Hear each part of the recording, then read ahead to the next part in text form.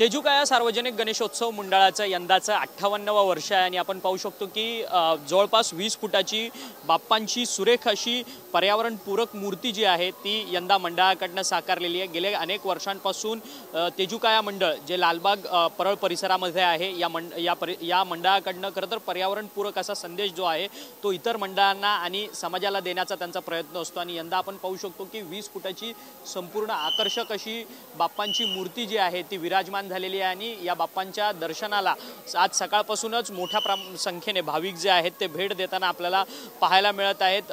खरं तर पर्यावरणपूरक असा संदेश जो आहे तो गेल्या अनेक वर्षांपासून या तेजुकाया सार्वजनिक गणेशोत्सव मंडळाकडनं देण्यात येतो। खरं तर सार्वजनिक गणेशोत्सव मंडळ मुंबईमध्ये आणि महाराष्ट्रामध्ये खूप मोठ्या संख्येने आहे, परंतु पर्यावरणपूरक अशी गणेशोत्सव साजरी करणारी मंडळांची संख्या खूप कमी आहे। त्यातल्या त्यात मुंबईमधल्या या तेजुकाया सार्वजनिक गणेशोत्सव मंडळाकडनं गेल्या अनेक वर्षांपासून एक सामाजिक संदेश देण्याचा प्रयत्न जो आहे तो केला जातोय। आपल्यासोबत विश्वस्त नामदेव ओले सर आहेत।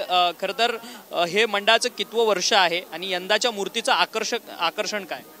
या वर्षीचं हे आमचं 58वं वर्ष आहे आणि गेले 2067 स्थापना आहे आणि आमचा प्रयत्न आहे की जे गव्हर्नमेंटने आपल्याला सांगते पर्यावरण करा आणि त्याचा एक खालीचा वाटा म्हणून 2019 पासून आम्ही प्रथमच कागदाच्या लद्याच्या गणपती आम्ही सुरुवात केलेली आहे आणि ही परंपरा या वर्षीपर्यंत आम्ही सांभाळलेली आहे।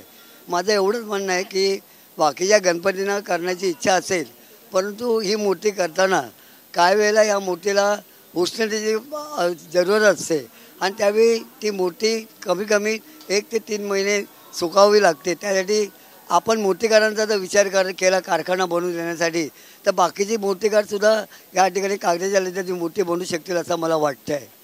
परंतु यंदाची आकर्षक अशी बाप्पाची मूर्ती आहे। या बाप्पाच्या मूर्तीचं वैशिष्ट्य काय? कारण की आपण पाहू शकतो की बाप्पांच्या मूर्तीच्या एका ठिकाणी संत जनाबाई आहेत, तुकाराम आहेत आणि अशी संपूर्ण मूर्ती आहे। विठ्ठला स्वरूप ही संपूर्ण मूर्ती आहे। यंदा या विठ्ठलाचं स्वरूप रेखाटण्याचं तुमचं मंडळाचं हेतू काय होता? आमचा हेतू एवढंच होता की या ठिकाणी सामाजिक सर्व प्लॉट होत असतात, परंतु राजेंद्र झाड यांच्या कल्पनेतून यावर्षी आम्ही गणपतीने विठ्ठलाचं रूप घेतलेलं आहे आणि विठ्ठलाच्या रूपामध्ये त्याच्यामध्ये जे संत त्याचे आले त्या ठिकाणी तुकाराम महाराज आहेत, जनाबाई आहे, रेडा ज्ञानेश्वरांनी बोलवलेले आहे।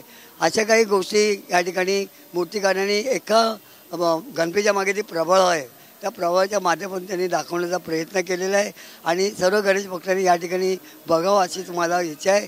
कारण राजेंद्र यांच्या कल्पनेतून अतिशय उत्कृष्टपणे ही संकल्पना या ठिकाणी साकारण्यात आलेली आहे। तर या संपूर्ण म्हणजे या लालबाग परळ परिसरामध्ये अनेक शेकडोंच्या संख्येने सार्वजनिक गणेशोत्सव मंडळ आहेत। अगदी गल्ली बोळ्यापासून ते मोठ्या गणेशोत्सव नावाजलेल्या गणेशोत्सव मंडळांची संपूर्ण यादीच आपल्याला वाचायला मिळेल।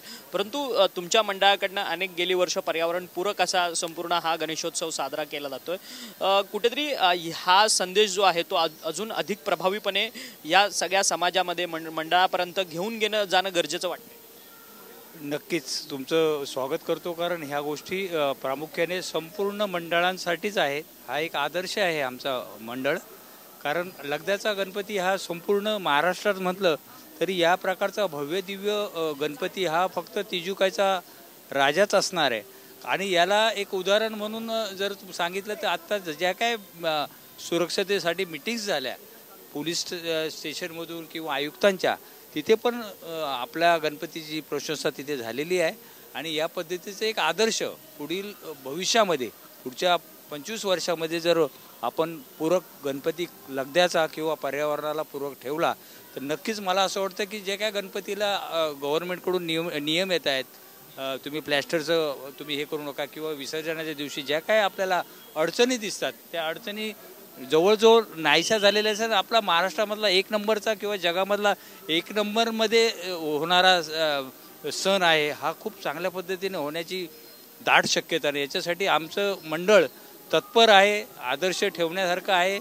या आपण भेटू आणि मोठे मोठे गणपती साकार करूया।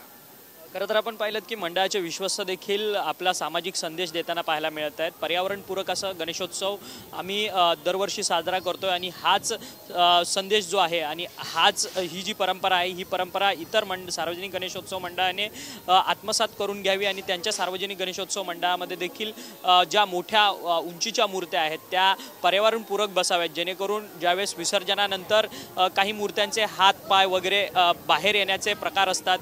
मूर्ती संपूर्ण समुद्राच्या काठावरती येते, ती प्लास्टर ऑफ पॅरिसची असते, परंतु अशा पर्यावरणपूरक मूर्त्यांनी अशा पद्धतीची मूर्तींची विटंबना होणार नाही. त्यामुळे एक सामाजिक संदेश या तेजुकाया मित्रमंडळाकडनं, सार्वजनिक गणेशोत्सव मित्रमंडळाकडनं देण्यात येताना आपल्याला पाहायला मिळते. व्हिडिओ जर्नलिस्ट दिनेश दिवेसह अक्षय मंकणे, TV9 मराठी, मुंबई.